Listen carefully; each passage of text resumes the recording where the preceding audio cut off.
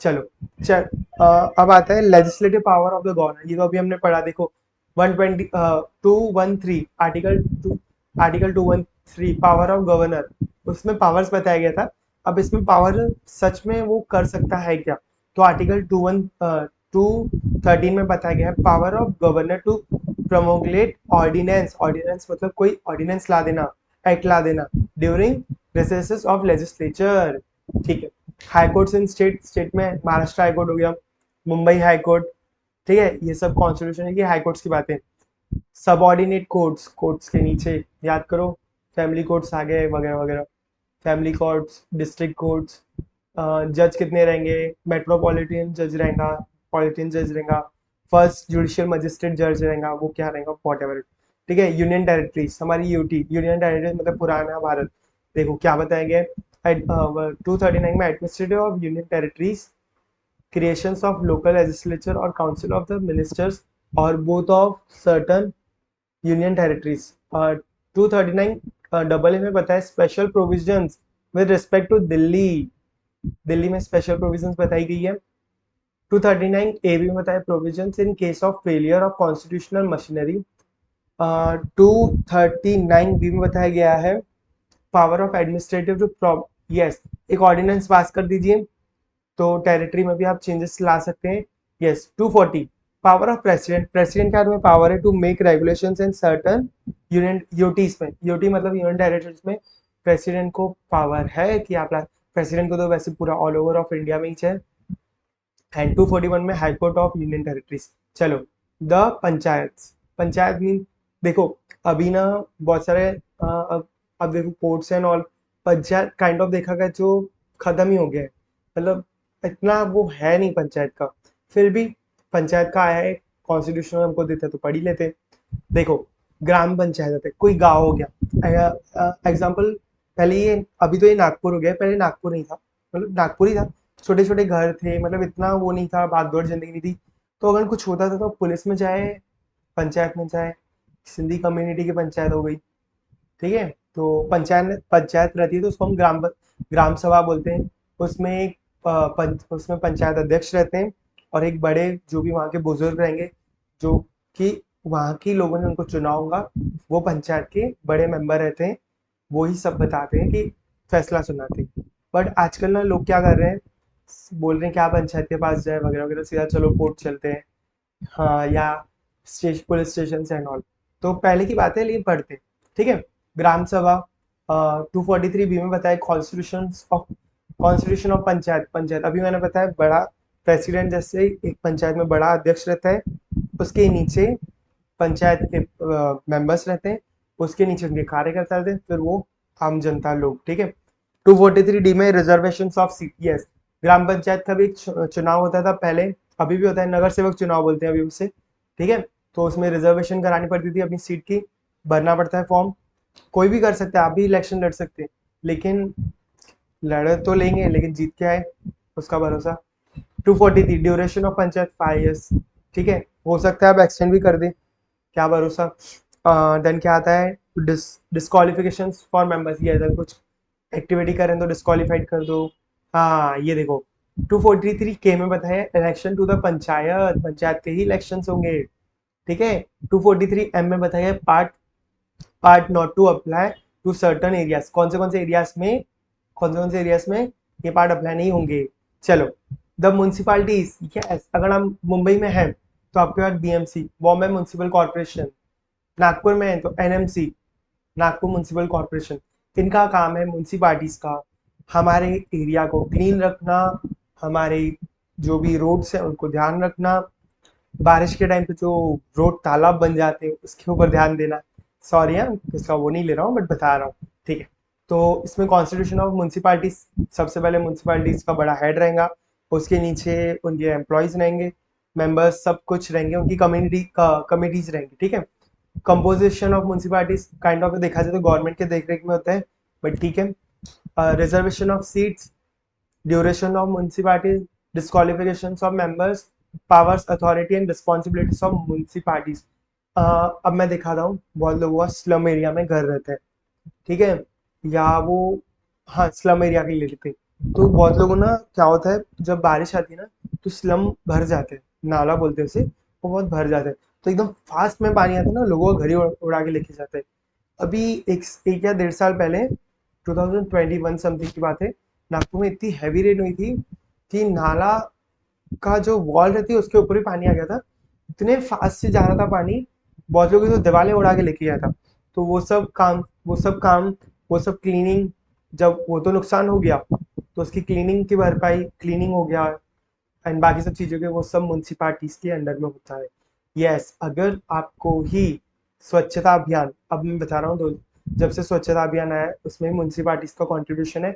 अगर आपको आपके घर के पास स्वच्छता अभियान का नहीं कर रहे हैं, क्लीनिंग होती है सुबह, आंटी आती है झाड़ू लगाने रोड पे, मैं देखता हूँ, सॉरी मैं देखता नहीं, मतलब वो आंटी जाती है तो हाँ, झाड़ू लगाते हैं तो दिख मतलब दिख जाते हैं, या वो वॉचमैन हैं जो भी रहते हैं, ठीक है। तो वो सब क्या करते हैं, क्लीनिंग वगैरह का काम करते हैं, ये सब म्यूनसिपालिटीज का काम है, ठीक है। तो ये हाँ, अगर आपको कभी भी इन केस कहीं भी आप रहते हैं और आपको म्यूनसिपालिटी से काम पड़ता है, तो आप डायरेक्ट अपने यहाँ का नाम डालिए, सिटी का नाम, म्यूनसिपल, जैसे नागपुर का लिखता हूँ, नागपुर म्यूनसिपल कॉरपोरेशन।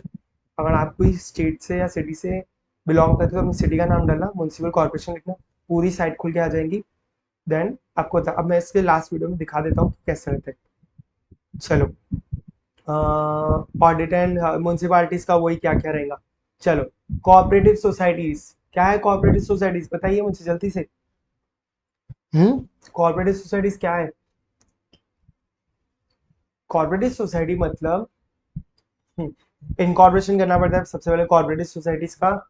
ये ऐसी सोसाइटीज रहेंगी, सिंधी कम्युनिटी है, सिंधी सोसाइटी, छापरू सिंधी सोसाइटी, छापरू सिंधी में भी बहुत सारी वो आती वेराइटी, सॉरी कास्ट रहती है, सिंधी कास्ट, सिंधी कास्ट में भी बहुत सारी कास्ट है। तो उसमें छापरू सिंधी बोला गया है, गुजराती सिंधी, तो उनकी एक सोसाइटी रहती है, तो उनको कोऑपरेटिव सोसाइटी। धर्मपेट महिला बैंक, नागपुर में तो सुना होगा, तो वो सब कोऑपरेटिव सोसाइटीज का ही हिस्सा है। चलो, फिर आता है the schedule and tribals areas. Schedule caste याद करो, ट्रिबल एरियाज मतलब एस टी, जो S T and OBC caste के रहते हैं उन सबको बताया गया है कि आप भी कॉन्स्टिट्यूशन का ही हिस्सा हो। अभी कॉन्स्टिट्यूशन में आपके लिए भी बात की गई है। देखिए, 244 में बताया गया administration of schedules areas and tribal areas. 244 A में बताया गया formation of an autonomous state compromising certain tribal area in Assam and sorry Assam and creations of local legislature or council of minister of both thereof। समझे, मतलब सबको। अब तो पहले रहता था, मतलब ओल्ड टाइम में मैंने सुना था, देखा तो नहीं था कि मतलब भेदभाव करते थे कास्ट वाइज को लेकर, बट अब नहीं है, सब है, आपको ही मिलेगी, भले आप इकोनॉमिकल भी करो कुछ भी हो, सबको एक समान सुविधा है, ठीक है। बट चलो, relations between the union and state. Yes, union मतलब सेंट्रल गवर्नमेंट, स्टेट मतलब state government. Union union government और स्टेट गवर्नमेंट के रिलेशन कैसे होंगे? भाई ऐसे ही होने चाहिए, ओह सॉरी, ऐसे होने चाहिए, वरना ऐसे हो गए ना तो कहाँ था पता भी नहीं पड़ेगा। चलो, तो वही बताया गया है। वैसे देखा जाए तो सब यूनियन से आता है, यूनियन सेंट्रल गवर्नमेंट, स्टेट मतलब स्टेट गवर्नमेंट। स्टेट और यूनियन का बहुत अच्छा रिलेशन रहता है। कोई भी स्टेट भले कितना भी यूनियन से नफरत करे, काइंड ऑफ यूनियन उनकी मदर है and वो सब उसके चिल्ड्रन है, ऐसा बोला जाता है, ठीक है। ये सब बताया गया है। चलो, एडमिनिस्ट्रेटिव रिलेशंस कैसे रहेंगे?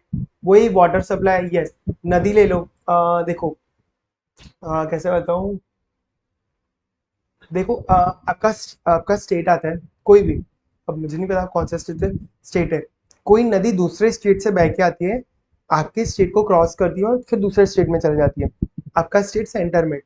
तो क्या होगा, देखो, दूसरे स्टेट वालों ने अगर वहां पर डैम बना दिया तो पानी स्टोर करेंगे, फिर आपको पानी कहाँ से मिलेगा? आपको पानी नहीं मिलेगा तो आपके आगे वाले को पानी कैसे मिलेगा? चलो ठीक है, आपने और आपके ऊपर वाले स्टेट ने कनेक्शन बढ़ा दिया, भाई तू पानी इधर दे, हम देखो खाना वाना देके, मतलब संधि कर देते हैं, ठीक है। बट वो बाद वाला खा जाएगा भाई। तो यही हमारा कॉन्स्टिट्यूशन बोलता है, आपको ऐसे रिलेशंस रखने पड़ेंगे सबके साथ, ठीक है। डैम खोलते हैं बहुत सारे जगहों पे, जब पानी की समस्या आता है तो डैम्स खोल देते हैं, एक स्टेट से दूसरे स्टेट में पानी पहुंच जाते हैं। अब ये हुआ है, ठीक है। तो बस वही है, देखिए इधर हाईलाइट करके बताया गया, डिस्प्यूट्स रिलेटिंग टू वाटर्स, ठीक है।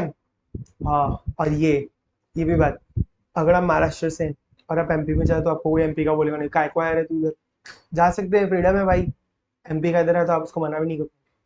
चलो, financial property contracts and suits, yes, finance property contract and suits.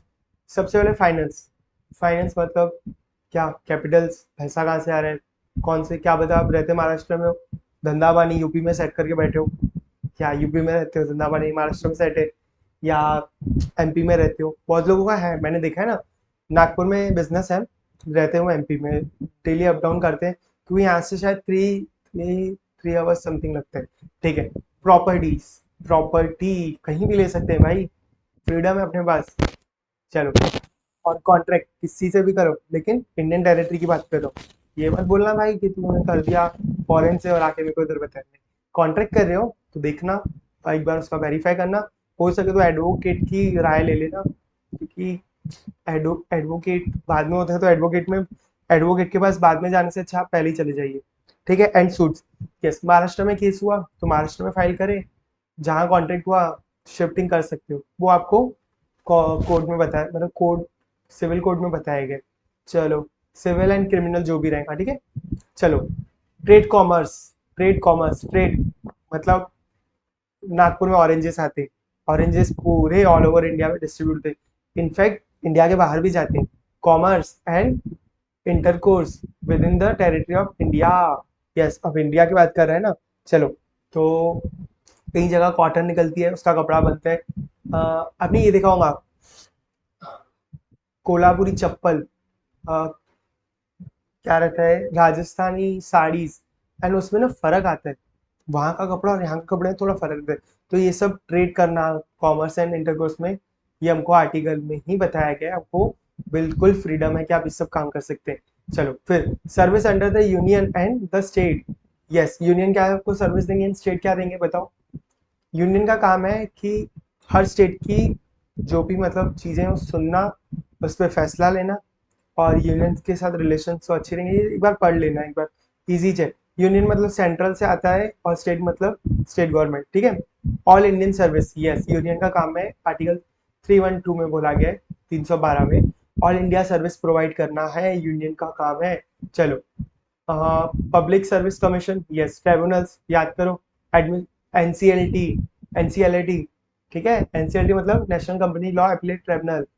चलो, इलेक्शंस, इलेक्शंस होते हैं महाराष्ट्र में अलग, यूपी में अलग, इन सब का वोटिंग, वोट्स यहाँ होते हैं, लेकिन काउंटिंग सेंट्रल के पास होता है, सेंट्रल घोषणा करती है कि कौन कौन वोट जीता है, कोई दबदबा, आप भले कोई कितना भी कुछ भी हो, लेकिन वो अपना दबदबा नहीं दिखाएगा कि भाई मैं ही हूँ, मैं ही हूँ, नहीं, आप यहाँ वोट करते हैं, एंड वोटिंग से आपका सेंट्रल में काउंट होता है, एंड सेंट्रल न्यूज़ या एडवर्टाइजमेंट या जो भी रहता है उसके थ्रू आपको बताता है कि इस साल ये जीते। एंड ये मेरा थोड़ा सा फेवरेट है, article 325, no person to be ineligible, मतलब कोई भी इन एलिजिबल नहीं है for inclusions in or to claim to be included in a special electoral roll on grounds of religions, कोई भी रिलीजन के रहो, कोई भी थर्ड जेंडर भी क्यों ना रहो, जरूरी नहीं है कास्ट वाइज ले रहे हैं, थर्ड जेंडर को भी ले रहा हूँ, कोई भी रहे,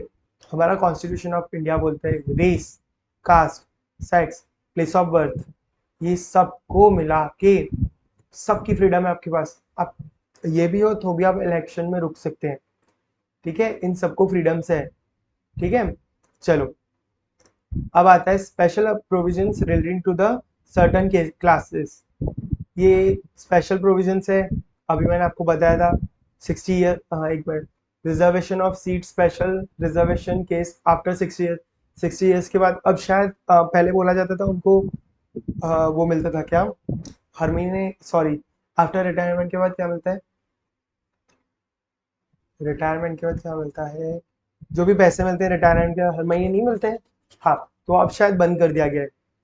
चलो, ऑफिशियल लैंग्वेज, अरे भाई तो महाराष्ट्र का रहे, कहीं पे ही रहे, हमारी मातृभाषा हिंदी है, इंग्लिश में बात करते हैं, बट हिंदी, हिंदी में बात करो तो भी अच्छा है, अरे तुम साउथ इंडियन के हो, यहाँ जाओ, हम वहाँ थे, सब भाई भाई है। चलो, पढ़ा नहीं है, all Indians are my brothers and sisters. अब बहुत लोग बोलेंगे एक्सेप्ट वन, अपनी गर्लफ्रेंड का नाम छोड़ के। चलो, language of the union, yes, बहुत महाराष्ट्र में मराठी ज़्यादा बोली जाती है। अ, और तमिलनाडु में तमिल शायद ज़्यादा बोली जाती है। दिल्ली की थोड़ी अलग।